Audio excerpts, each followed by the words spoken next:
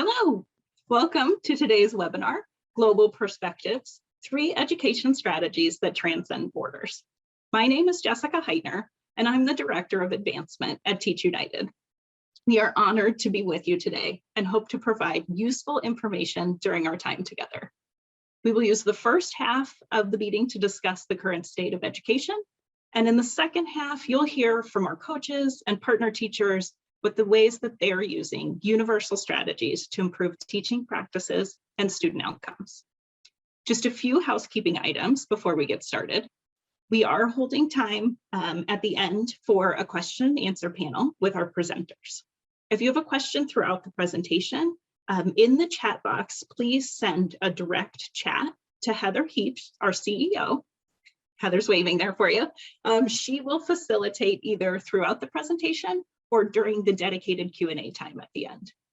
Also, all attendees will receive a copy of our recorded webinar in the next few days, so be on the lookout for an email from Teach United with a link to these resources.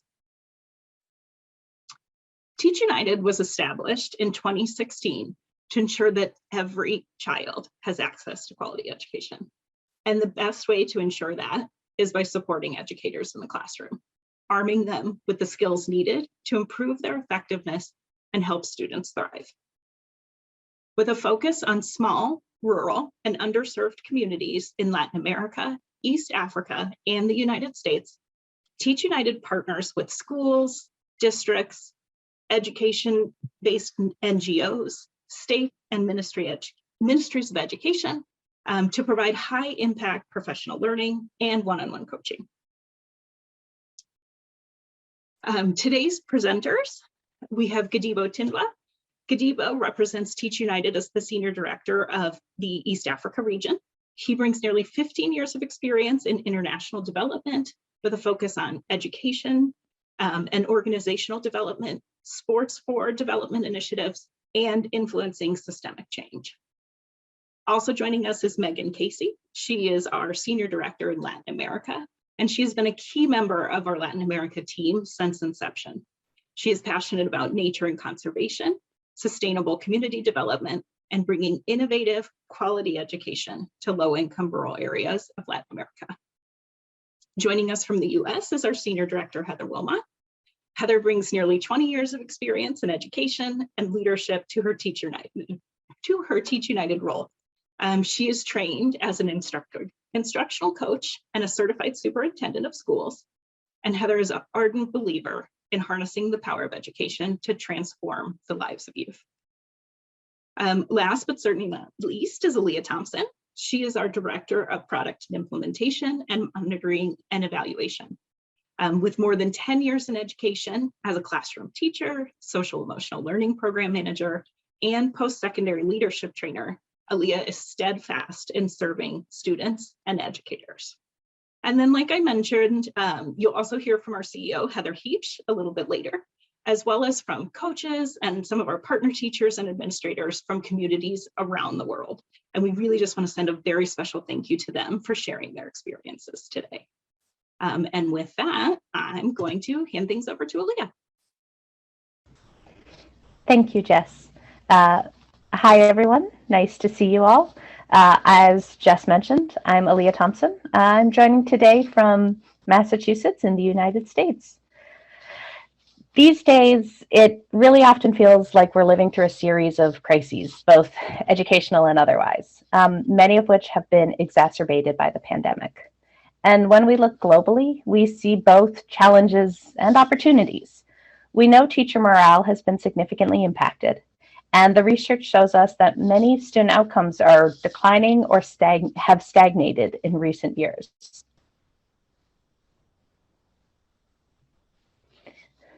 And when we look at the last 2 years, really at this point, a little more than 2 years, we know students have faced significant traumatic stress, both directly and indirectly from COVID, dealing with school closures, disrupted access to learning, and for many of them, a very real impact with the loss of a family member or loved one. And our educators, who are our best and most important resource for students, they're facing equally daunting situations. It is perhaps no wonder we're looking at a global shortage of over 69 million educators, as well as huge waves of current teachers considering leaving the educational profession entirely. But even among these incredibly hard times and all this stress, educators continue to move the needle for students through their hard work. As part of a global study on educational trends, Google tracked trends from across the world that we're seeing have an impact, a positive impact on student outcomes. We're looking at increased collaboration, more student-led learning in the classroom, and innovative ways of teaching and learning through the use of technology that will help students graduate prepared for a successful future. We at TU, we see these trends, both in what our partner schools are doing and how our instructional coaches are supporting educators. And to speak to this more directly, I'd now like to introduce Gadibo, Senior Regional Director, who will be speaking about what we see in East Africa. Thank you, Elia. My name is Gadibo. I'm joining today from Dar es Salaam, Tanzania. As my colleague has mentioned, some of the challenges that we are seeing across the education space cut across geographies and areas that we operate in. In the case of East Africa, and more specifically in Tanzania, we're seeing tremendous success in the free public education policy, where over 96% of school-age students are enrolled in primary education. However, over 60% of those do not transition into secondary education, where we're seeing only 31% of secondary school age students are enrolled in the education system. Some of these data sets raise some fundamental questions that we can take into consideration to understand what this means. There are questions around other costs related to accessing education, costs like transport, uniform, which are also make it difficult for families to access education across the region. With the success of from their enrollment, we're seeing new challenges that are coming up with the teacher-student ratios.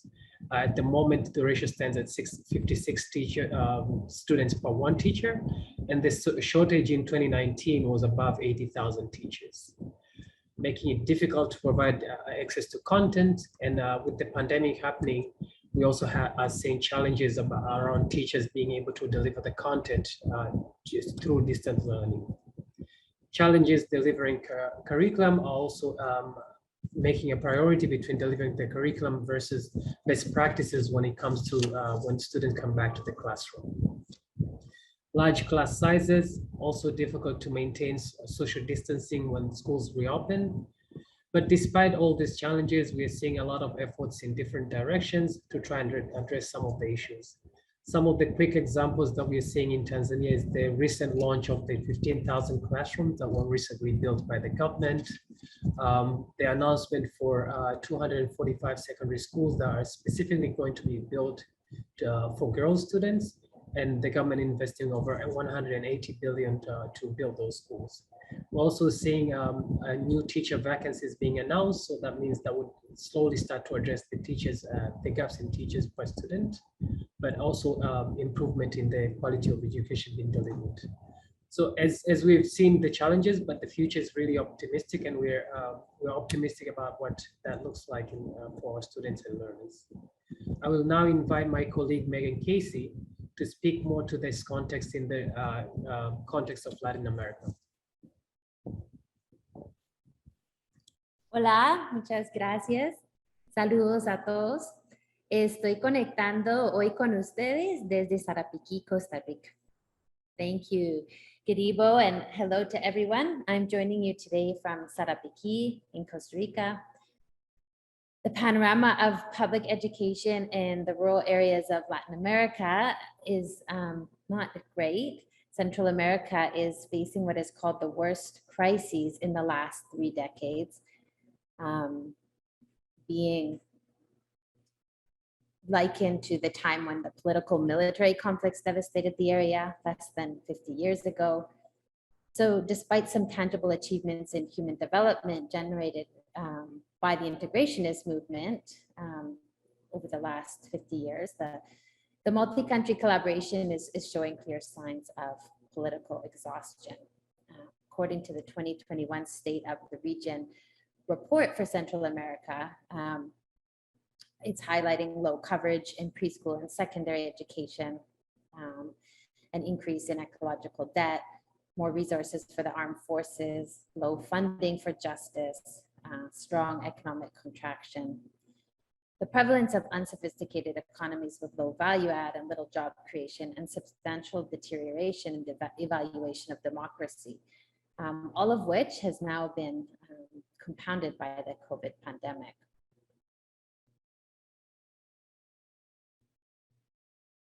Specifically in Costa Rica, over the last 4 years, there have been repeated and significant interruptions of school cycles, which have caused a sharp cut in student learning in what is being called an educational blackout by the recent State of Education 2021 report for Costa Rica. Pre-pandemic, about 30% of 15-year-olds dropped out of education before finishing, and 33% lacked the basic skills in science, reading, or math. So similar to other regions, learning loss is a significant issue.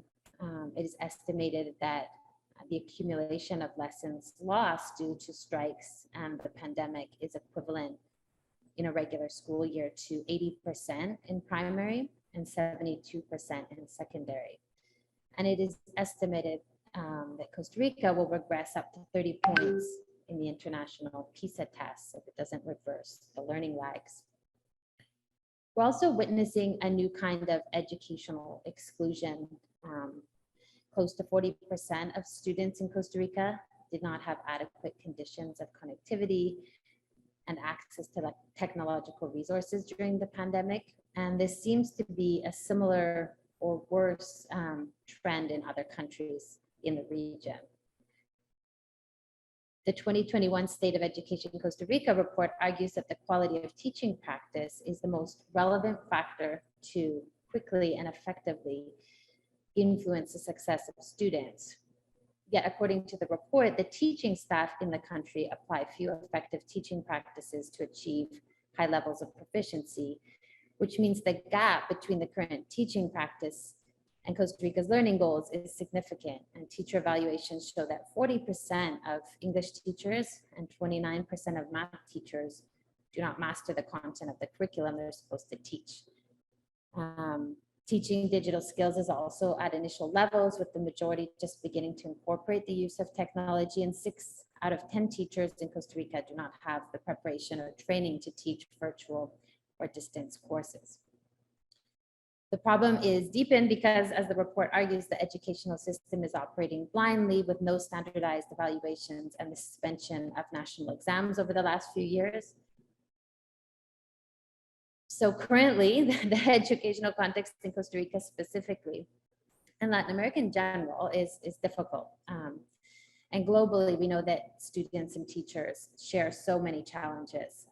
But working with communities and teachers through Teach United motivates us daily. And we're excited to share with you a little later on some of the ways our team and partners on the ground are working to support quality education in the region. I'm going to pass it over now to Heather Wilmot, who is going to share with us a little bit more about the US context. Thanks, Megan. I'm joining from Milwaukee, Wisconsin in the United States. So, life after a crisis is surely unsettling. And as with many countries around the world, the US is continuing to grapple with the continuing effects of the COVID pandemic and managing emergencies associated with the health of our public. And though some US states have moved on from an emergency status, US federal officials still remain cautious. The pandemic has really revealed for us how critical and fundamental socialization is in our lives. Schools where desks would be close together to facilitate collaboration and inquiry were forced to separate for long periods of time. And the role of proximity changed the day-to-day functioning of schools, whether it's navigating the classroom environment or the less structured areas of a school community. As we are working toward recovery, divisions in school boards and school communities continue to persist. And navigating protocols and vaccination programs impact the natural ebb and flow of school operations and interactions. In addition to schools being faced with teacher shortages, our US families are also dealing with adapting to modified school schedules and the difficulty surrounded with trying to find childcare. But not only do we need to be concerned about whether our students are learning enough, this purports us to better understand what this really means. And if our students aren't learning, how do we respond to accelerate their learning? And what is our role as a collective community? So yes, learning is important, but we also need to take into consideration factors that will influence how our students will be successful in the future and how they will live happy lives. So teacher shortage is not a new issue in the US, but the pandemic has further entrenched the problems. Before the pandemic, there were over 340,000 fewer students across the US choosing to enroll in teacher preparation programs. And there was a recent survey by the American Association of Colleges for Teacher Education that reported a further decline, an 11% decrease in undergraduate programs and a 13% decrease in graduate enrollment.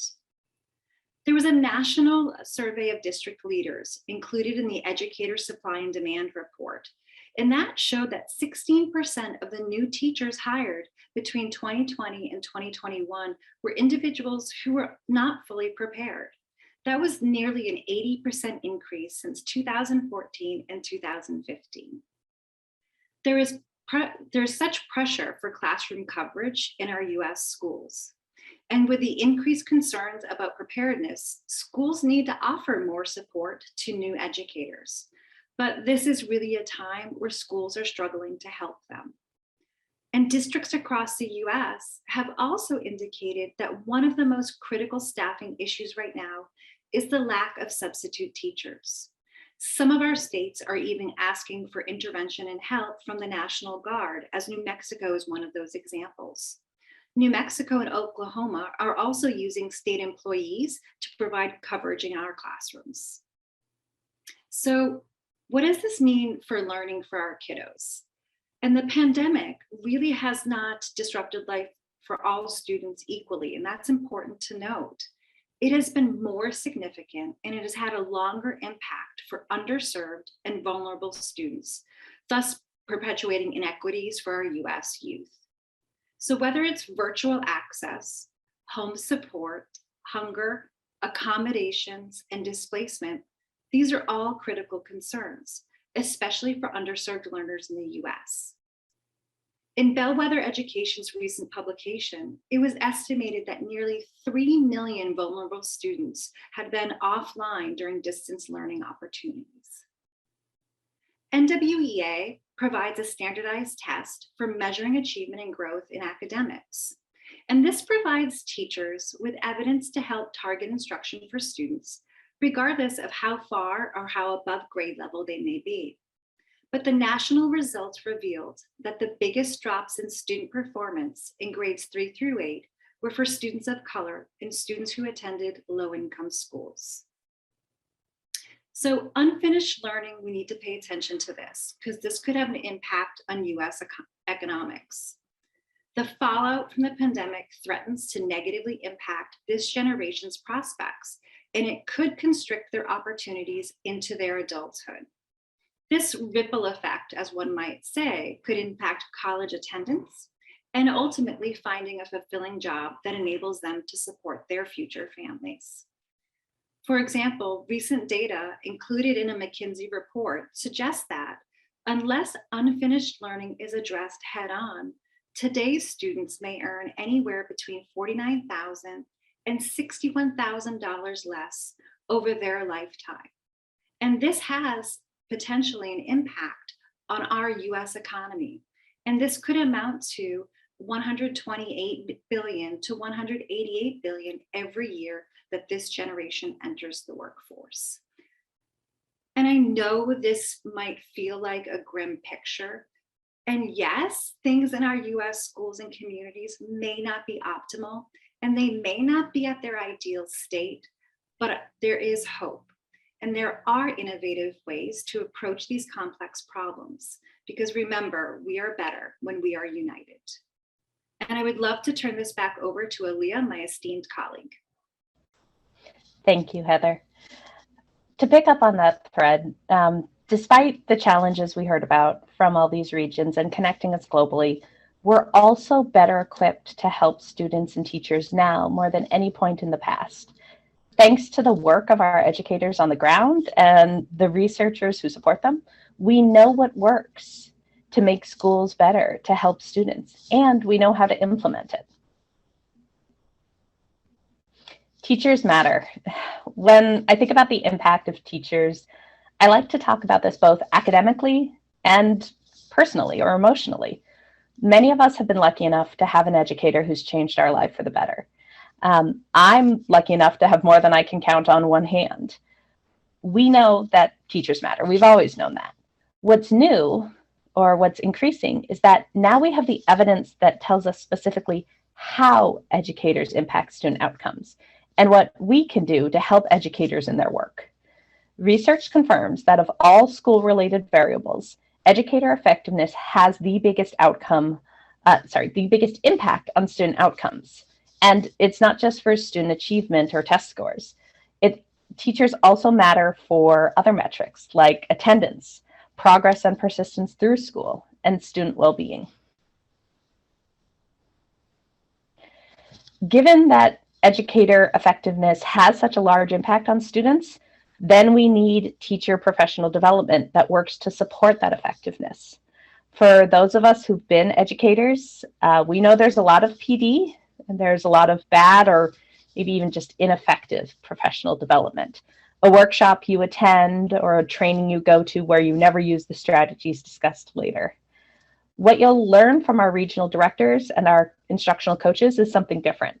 We know that for professional development to be effective, it has to be actionable. It has to be real and embedded in the teachers' classrooms, and it has to have an element of collaboration so that they can learn from and with each other. Because of that, we use an instructional coaching model here at TU, where content, coaching, and community form an ongoing, supportive, application-focused experience for educators. But in order to have effective PD, you don't just need a good model, you also need really good content.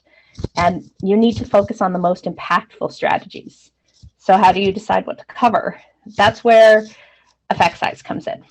You likely have heard this term from educational researchers like John Hattie or other educational researchers if you read the nerdy academic journal articles like I do.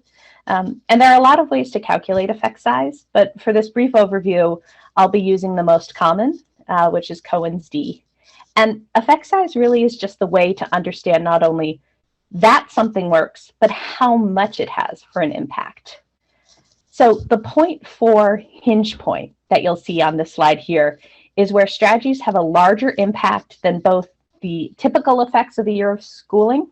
I mean, we know students grow and mature throughout a year, and the impact of a typical educator. Anything above a 0.4 is considered to have a large positive impact on students.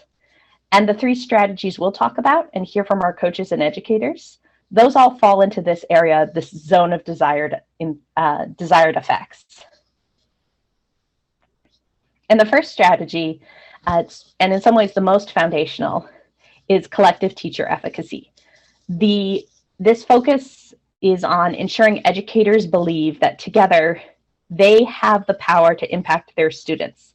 It's really the underlying factor of everything else, because without this belief, without this certainty, nothing else changes. It's collective, it's based in educator mindset, and in their sense of agency. Now, one thing I like to point out, it's not just about teachers feeling good about their work or having good relationships with their colleagues. This is about educators having structured collaborative opportunities to make the decisions that then they see the positive results. They see the improved outcomes for their students. And the second strategy we're going to be talking about today is engagement.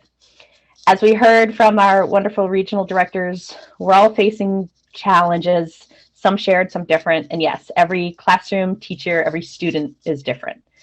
But engagement and learning cuts across all those differences. What we focus on in TU here is the difference between kind of attention and engagement. We're not just helping teachers ensure on-task behavior. Instead, our coaches are helping teachers create an environment where students want to learn, where the students are invited to own their own learning, and they're excited to continue their progress forward. And lastly, we're going to talk about data. It's a big word in education these days. I like to think of it as data in service of learning. We need data to help us understand what is working, what is not, what we want to change. Too often, educators are given data or analyze data, and no actionable steps are taken. There's actually been some great recent research on this, where data analysis in a vacuum, it doesn't work. It doesn't change what teachers are doing, and it certainly doesn't impact student outcomes. Instead, at Teach United, our instructional coaches help educators understand data in the service of the work they're doing, what questions they have, what they want to know, how can they improve their work. We're raising comfort and fluency within the data cycle, from collecting it to understanding it to, most importantly, making changes as a result of it. In each of these concepts, among all the others that we touch on in our professional development, they're taken and adapted, contextualized, and put into practice by the wonderful instructional coaches and partner educators around the globe. So now let's hear from the people on the ground actually doing the work.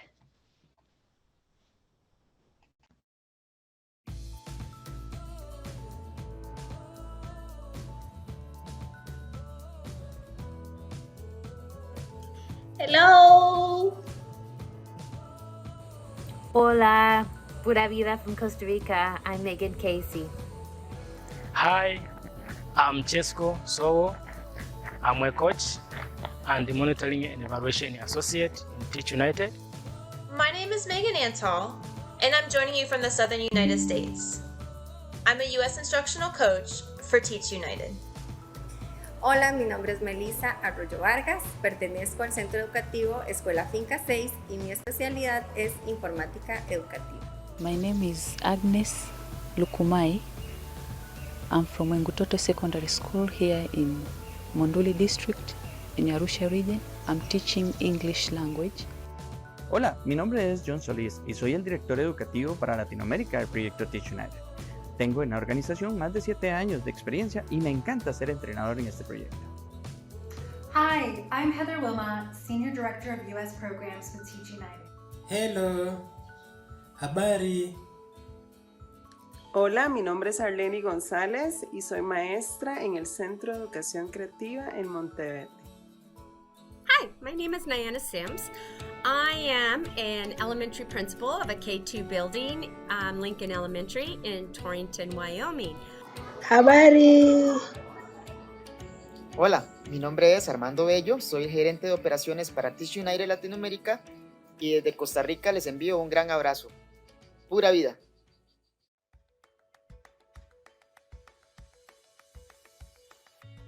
With a growth mindset, students and educators build the belief that intelligence, talents, and skills can grow with meaningful effort.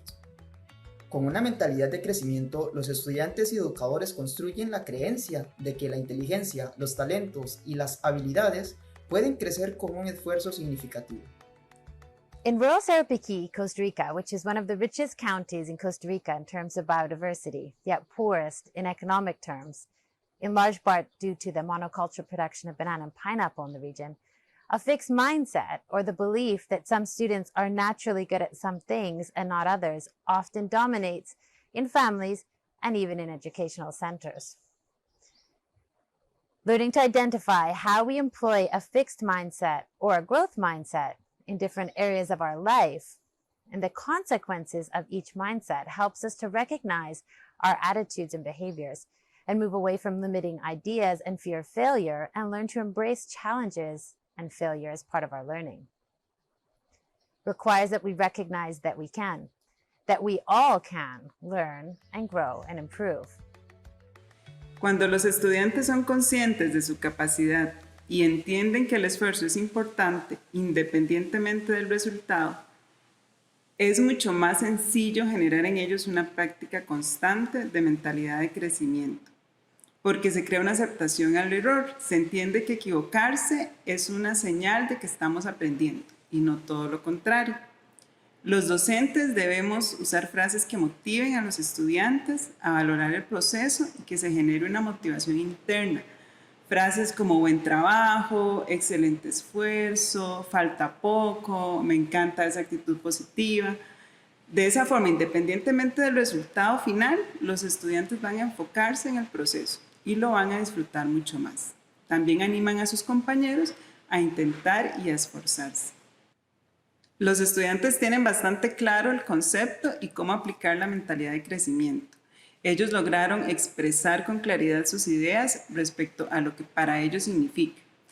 La actividad del dado con frases relacionadas a la mentalidad de crecimiento como yo aprendo de mis errores cuando, yo alcanzo mis objetivos cuando, yo doy lo mejor de mí cuando, yo soy capaz de, yo no soy capaz de todavía, pero con esfuerzo lo conseguiré, yo lo vuelvo a intentar cuando. Eso les hace analizar desde una perspectiva personal qué han mejorado y en qué pueden seguir trabajando, siendo conscientes que es un proceso de tiempo y de paciencia con uno mismo. Tradicionalmente, América Latina se ha caracterizado por tener grupos poblacionales con mentalidades poco dispuestas al cambio y con temor a los retos. Esto lo hemos visto evidenciado en las aulas a las cuales visitamos. Este es el ejemplo de la profesora Vilma Alfaro, maestra con más de 27 años de servicio en la educación costarricense. La maestra Alfaro impartía lecciones de ciencias, español, estudios sociales y matemáticas a su grupo de 5º grado en la escuela Idahuetar, una escuelita rural en la región atlántica de Costa Rica. A la llegada de Teach United, Vilma aceptó ser parte del proyecto, sin embargo, poco convencida de que esto llegaría a ser funcional para ella y sus estudiantes. Inclusive habló con ellos y les comentó: aunque estemos en este proyecto, yo no voy a cambiar mi forma de dar las clases utilizando la pizarra y el marcador. A lo largo de los primeros 2 meses de trabajo con la maestra Alfaro, empezamos a notar un cambio importante en su forma de pensar. Se interesó en buscar una estrategia que incluya el uso de la tecnología para explicar el tema de fracciones lineales a sus estudiantes. Después de encontrar el recurso ideal y aplicarlo con sus estudiantes, Vilma confesó que en sus muchos años de trabajo nunca había obtenido tan buenos resultados con sus estudiantes en este tema. A partir de ese momento, ella siguió utilizando más y mejores estrategias y recursos que lograrán captar la atención y el interés de sus estudiantes. La experiencia en esta escuela fue realmente productiva, ya que su cambio de mentalidad influenció a otros maestros. Hoy en día, la escuela Idahuetar sigue siendo un ejemplo para otros centros educativos y su interés por el cambio y mejora constante son parte del quehacer diario. El caso de la maestra Alfaro es solo un ejemplo de cómo un maestro acostumbrado a hacer siempre lo mismo y estar seguro de que lo hace bien, puede adaptarse al cambio, superar sus miedos y adecuar su instrucción a los intereses y necesidades de sus estudiantes. To most of my teachers that I have been coaching, they thought that there are some of the students that even if they can go with them to their home and teaching, the students won't learn anything. But in Teach United, we open up that these students, they can learn.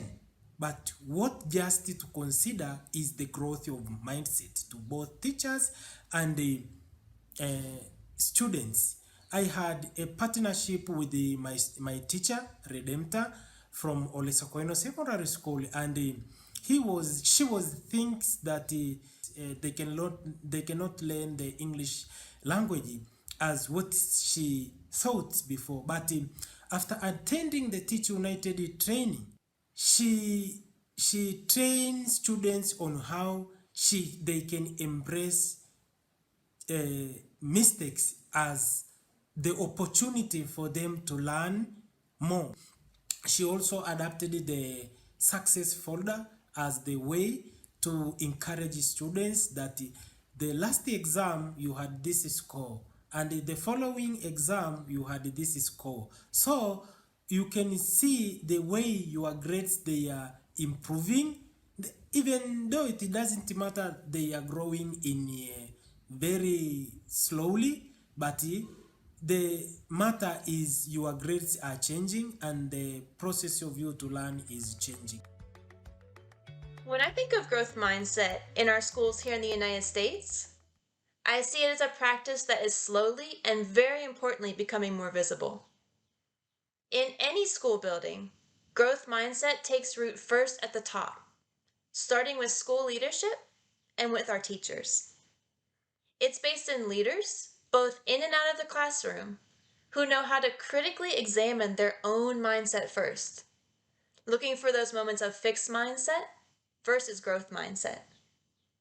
They then use this knowledge to focus on their own process rather than the end result, embracing challenges or mistakes as great learning opportunities and chances to grow along the way.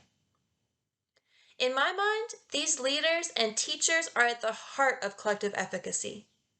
They truly believe in the power of yet, and they back up these beliefs with both the statements that they make and the actions that they take. In other words, they truly believe that any child or school building can do great things. And they back up these beliefs through strategic, data-centered work, achieving goals through continual examination of the process. Once these practices are in place with our leaders, the growth into our classrooms is only natural. Leaders and teachers who are versed first in their own mindset become natural models for our students.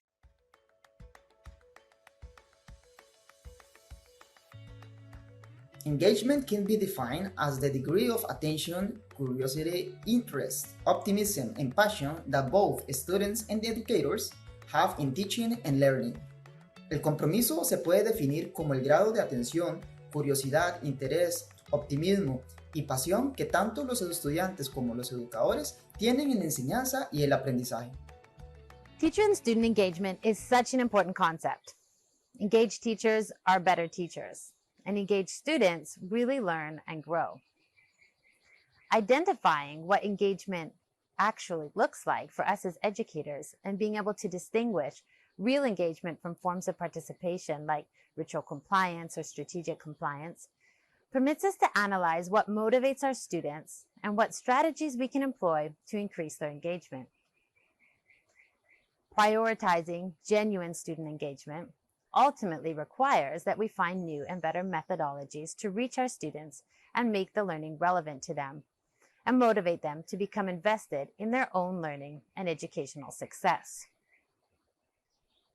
Teachers who understand the importance of student engagement are willing to take risks and step out of the norm and try innovative strategies in the classroom that are centered around student mastery. It is motivating to see teachers who have spent years teaching the same way, embracing new strategies. And the most motivating is witnessing the change in the students and their increased engagement and success. In recent research by the National Association for Elementary School Principals, it indicated that culture exerts a powerful impact on teaching, learning, and everything else that takes place in school. Culture is important as it impacts how teachers respond and interact with students, but also with each other. And an element that contributes to school culture is connectedness and engagement. Just like our students, it's vital that our teachers feel connected, that they feel engaged. So working to foster connections can contribute to a more supportive environment and a culture for our teachers where they can imagine what is possible in their work. Fostering teacher engagement is complex, and it's work that needs to be approached from different angles. But, don't overlook the power of conversation and building those relationships. School leaders can use conversations to allow teachers to be heard and have them feel valued. It's also an opportunity for teachers to better understand each other's experiences and for leaders to know their perspectives. Will they gain insight into the temperature of the organization, and they can identify areas where they can act upon. Student and teacher engagement is so important. It kind of goes along with the ownership of what they're learning. It's important for students and teachers both to be reflective on what they're learning, and that in itself can be pretty engaging, but we also try to design engaging work for our students. We try to give them lots of opportunities for choices. We try to give them lots of opportunities for collaboration. We use Kagan strategies, which is all about collaboration and working together and learning together. We give our students an opportunity to see novelty in their learning. So it's not always the same way of learning something. There's novel ways of doing things. Our teachers try to make sure that they also emphasize different learning modalities, so that there's visual, there's tactile, there's auditorial. So there's lots of different ways for students to learn and teachers to plan around that learning and design around that learning. We also try to do the same thing for our teachers as far as professional development, trying to meet their needs. Some learn best through book studies, some learn best through ongoing coaching, some learn best through come in and talk to me about what you see in my teaching or in my classroom. They also love to go into each other's classrooms and help each other learn more about what they're doing. So I believe that teacher and student engagement is so important, and my teachers have really embraced setting that up for our students. Recently I've learned about the story from one of our ward education officers in one of our trainings. The officer said once he was a teacher at a certain school, primary school, he had this standard 3 class. This were the students who were on the average of 9 years old each, and so during the particular class, he had this challenge that the students were shy and couldn't talk, and so he said he just brainstormed about which strategy he can use to make the class engaged. And then he heard some stories from the teacher that these students does not know really well Swahili. Yeah, Swahili is our national language, and so some of the students have their using vernacular language. So there was just a barrier in Swahili language to these children, and so he started to brainstorm of what strategy he can use to make his class engaged. And then he came up with one idea to have some kind of speech, something like a morning speech to standard 3 students. Just so he told his students to have each to have one thing to learn about. So at the beginning, he started to share the stories. And later on, the students were like, "Yo, teacher, tomorrow is me. It should be my turn. It should be my turn." And later on, everyone in the class was so engaged, and they want to perform. I mean, to have their session to provide a morning speech. So he later on ran out of ideas to share with the children. I mean, ran out of topics. Later on, he told the children, if you want to provide a morning speech, you should come with something to talk about. And one day, one student came with the story of Obama. He saw the passion that now the students are going back at home and made some research and engaged their relatives that, Mom, Dad, or sister, please help me. I need to get a topic to speak about tomorrow. Give me the content, give me, some updates about the content. So it was very engaging, and later on it moved from class to actually the General Assembly, where from standard 1 to standard 7 attended the session. And everyone wanted to be there to provide this morning speech. And so what we are learning from this story from our ward education officer was former the teacher. He didn't see the language challenge as a barrier.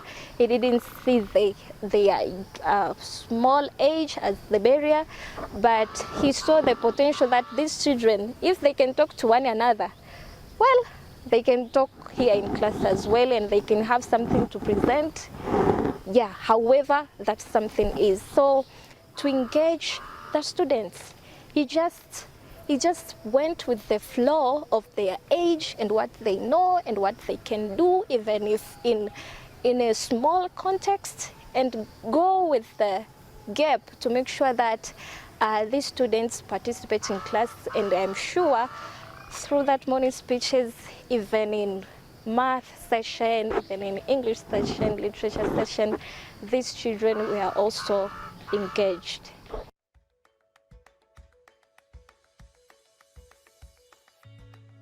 What you measure matters. There are many benefits of using data to drive instruction, to increase learning and build continuous improvement. Hay muchos beneficios de usar los datos para impulsar la instrucción, para aumentar el aprendizaje y para construir una mejora continua. Another thing that we have learned from this Teach United seminars or program is data, student data. We have different datas that we are collecting from students, and this kind of data help to assess not only students, also teachers. We assess ourselves that how far we are on teaching and learning process. But specifically when we look on this results data, it helps teachers to know who are scoring above average, also those who are scoring below average. And to my side, I use these data to create new groups. For example, I can take few students, maybe 3 students from those who scoring higher, and also I pick maybe 2 students from those who scoring low or below average. So this, when I create these groups, I used to give tasks to do. So through participation, through doing that task that I gave, you can find those who have who are slow learners or who have low performance. They are eagerly want to do as how those who are scoring higher do. So you can find that they are improving. In our schools today, data has become an important and omnipresent resource around which teachers and schools shape their instruction. Successful assessment includes many parts. While it's important to have assessments that provide larger pieces of data, such as interim benchmark assessments, it's also important to remember that the most powerful assessment is often not even separate from instruction, but included as an integral part. For example, using the strategy of formative assessment, conducting checks for understanding along the way, in the moments that students interact with the content rather than after, allows assessments to move from being just another number or score to be an active roadmap. We're able to look at learning as it happens, to adjust our lessons along the way, and strategically plan for what comes next. Students are at the center of assessment. Collecting data should not simply be about giving a score to measure towards growth or proficiency, then moving on. It shouldn't just be a number collected in a gradebook or put on a report card. It's about using data as a meaningful point to jumpstart conversations with students to help them reflect critically on the process of their own learning. Conversations around data should serve to orient students in their successes and also help make goals for those areas where they're not there yet. Students can play a meaningful role to help drive interim assessments. Sometimes, the most meaningful data allows students to personally evaluate their errors, then resubmit for another score. Giving students some voice and choice in how they are assessed can also be invaluable. For example, one strategy currently being used in the US is assessment through choice boards. In this way, teachers allow students to choose from several authentic products. While the standard multiple choice assessment has its place, providing these multiple options for how assessment can happen and how it can look widens the lens of student performance and student learning. Teachers are also at the center of assessment. It's their targeted conversations in professional learning communities, for example, that make data have meaning. Much as with data-centered conversations with students, putting teacher conversation at the center drives reflection and creates meaningful goal setting to help students move forward. At the heart of it all, data is the crux for school-wide conversations that move students forward. Para mí, un ejemplo de buenas prácticas sería la evaluación o la autoevaluación, pero después de cada clase o tema. Es que antes lo practicaba hasta un mes después de cerrar un tema. Entonces es una práctica muy bonita y te permite saber de forma inmediata si se logró o no la comprensión total o parcial acerca de un tema específico. Pero sería al cerrar cada clase. Por ejemplo, con las notas o tarjetas adhesivas se logra saber si un estudiante o varios necesitan más ayuda, lo entendieron bien o si de plano podrían enseñarles a otras personas. De esa forma te organizas y nos permitirá reunir fácilmente a los estudiantes en la clase siguiente para diferenciarlos mejor de acuerdo con sus necesidades o sus aprendizajes específicos, según lo que ellos nos expresaron en esas tarjetas. Me ha enseñado y ayudado a hacer conciencia acerca de la forma en la que enseño, porque por mi especialidad ya conocía y había puesto en práctica algunas herramientas tecnológicas. Sin embargo, no me detenía a hacer tanta reflexión en si la forma en la que lo estaba haciendo estaba bien o en si motivaba o ayudaba a que mis estudiantes comprendieran y aprendieran de una manera más efectiva o de una forma más consciente acerca de su propio proceso de aprendizaje.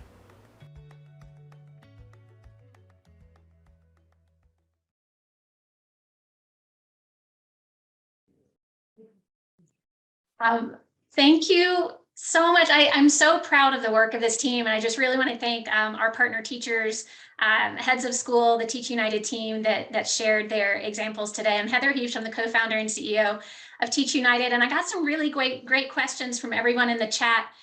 You just heard a few examples of growth mindset, student engagement, student data. Those are three of the topics that we dive into in great detail in our full teacher coaching program, because those strategies are some that have been shown to have the highest student impact. So we do have a couple of questions that came in for our presenters. If I don't get to your question today, or you have another question, please email us at partnerships@teachunited.org. So that's partnerships@teachunited.org if we don't get to your question here. But we have a great question here about impact from Edna.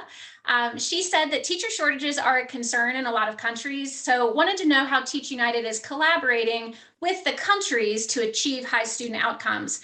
And that's a really great question, because we believe that there can be no systemic change unless you're working with the system. So we always partner directly with, whether it's the State Department in the US or a Ministry of Education in other countries. We do sign MOUs and we set our goals together with the local districts and with the regional governments. Because we want to build the capacity of educators in the system. We want to build capacity, not dependency on our organization. So that's how we identify our participants. That's how we identify the specific goals. And then we wrap that into kind of a custom program based on these three key units. But the other follow-up part of that was, it's wonderful to hear firsthand how educators are incorporating these strategies, but how do you know they're really making a difference for students? And that's such a good question, because oftentimes programs will count their impact as participation, the number of teachers who maybe attended a workshop, but really we count impact as whether or not it's moving the needle for student outcomes. So our goal is to improve student outcomes, and so we focus on measuring quantitative data, student achievement, student growth, academic, using state exams, things like literacy rates, math comprehension. So there's a very academic outcome component to it.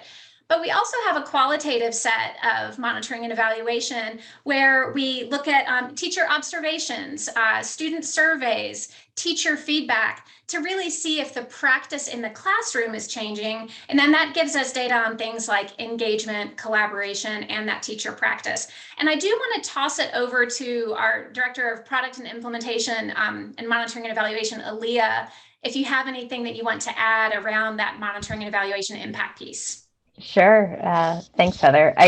You hit a lot of the pieces, but we're I'll say moderately obsessive about making sure we're measuring impact and not just reach. And I really appreciate that, because a great program is only as good as being able to show it's great in some ways. So as Heather mentioned, we're collecting data from multiple sources. So in some of our regions, we do have national exams. So like in Tanzania, we're looking at the NECTA exams, which include both primary school leaving exams and secondary school exams. And we're not just measuring based on kind of 1 year's worth of data, like after the program is finished. We're actually looking at data to make sure the program is sustained. So looking at data before Teach United partnered with a school all the way to after. And by looking at that more longitudinally, we're able to see that we're not seeing kind of regression after impact. So as an example, for our secondary schools, one of our, they were at 33rd percentile rank nationally overall in the year before we partnered with them. And then 3 years after we've worked with them, they'd increased 34 national percentile points in rank. And that's kind of just one example. We have a lot, and I will not go into all the data because that takes too long. But when we're looking at this longitudinally, we want to make sure whether it's we're looking at national exam rates in Tanzania, pass rates in Costa Rica, as well as those surveys, those attitudes, behaviors, and belief surveys Heather mentioned, we're looking to see that the impact is sustainable. That it's going to be something that's going to help improve outcomes, not just for the years we're there, but for the years ahead. Thanks, Elia, and sit tight because the next question is going to come to you also. And I love that you call this moderately obsessive about data. It's nicely obsessive. nicely obsessive, right? So another question here is, given the work in such unique geographies and socioeconomic conditions, how does material get adapted for regional context? And so, Elia, if you want to address that from a product side, and then maybe Megan Casey can jump in there from a regional perspective as well. Sure. Yeah, this is one of my favorite pieces about the work we do.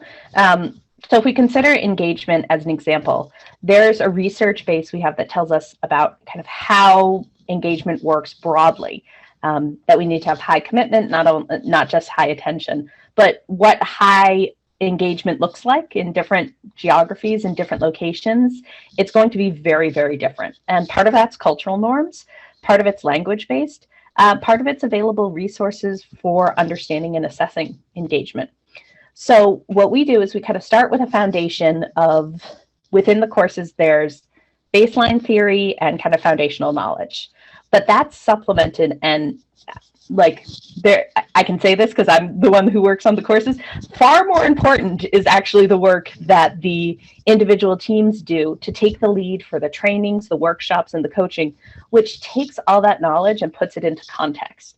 So Megan, I'd love to have you talk a little bit about the work that the Latin America team's been doing on to kind of contextualize these broader concepts for your appropriate context. Sure, thank you, Elia. This is one of our favorite things to work on, and certainly we have an amazing team. So yeah, the contextualizing the resources.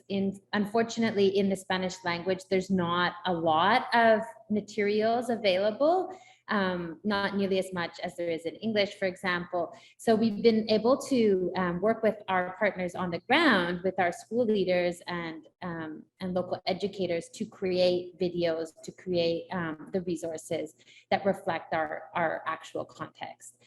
So instead of using voiceovers and subtitles on US videos, for example, we've been able to create a lot of our own materials that reflect a Costa Rican classroom or, you know, our own language and strategies that our teachers are using on the ground, because it's different. You know, sometimes we have totally different materials. Sometimes we have totally different classrooms, ideas, strategies. So it's been really fun to work on that piece, and it's something that we continue to do. And I think it's a never-ending process.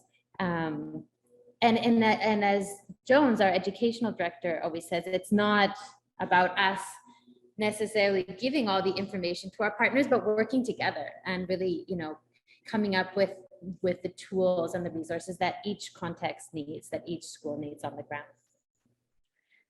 Thanks, Elia and Megan. We're out of time. So if I didn't get to your question, please do email us at partnerships@teachunited.org. I really want to thank our partners in Latin America, East Africa, and US, representatives of Teach United that came today, and then our team that answered questions in the chat box. Also, we have board members here, we have partners, we have donors. Special thanks to Judy Farney for joining us today. Remember, you're going to receive a recording of today's presentation in the coming days, so watch your inbox for that. And really, truly, we believe that no matter what sustainable development goal you focus on, whether it's climate, gender equality, or poverty, no complex issue is going to be solved while only certain populations have access to a great education. So all sustainable development goals, we feel, come back to supporting great education. So thank you for supporting this great work, and thank you for joining us today. Have a great rest of your day.